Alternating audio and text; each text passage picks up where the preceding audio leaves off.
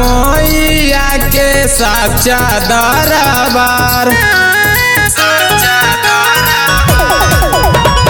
लागल बा मैया के साचा दरबार आवेली घरवा चढ़ते ही नवरात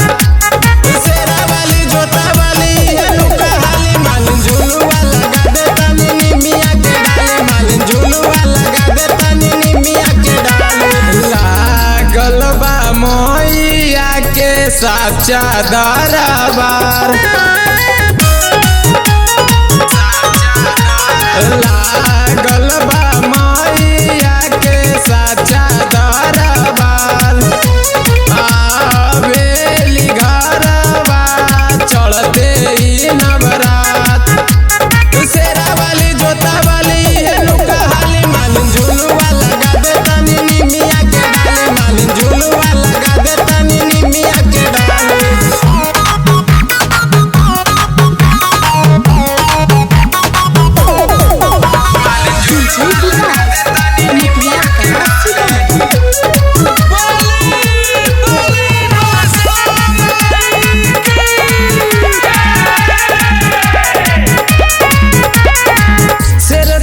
के चलेली मैया वही हनुमान पीछे पीछे भैरव भैया सिर पर के चलेली मैया वही हनुमान पीछे पीछे भैरव भैया करेली मैया सब कर नैया पार तबे नु गुजेला हरदम जय जयकार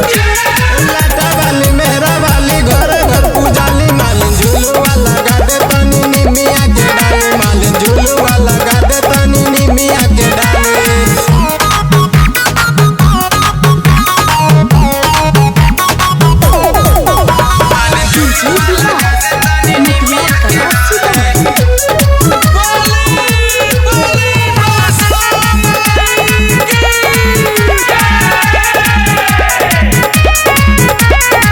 राइटर नरेंद्र और आकाश बिहारी बनल बारे राहुल पुजारी राइटर नरेंद्र और आकाश बिहारी बनल बारे राहुल पुजारी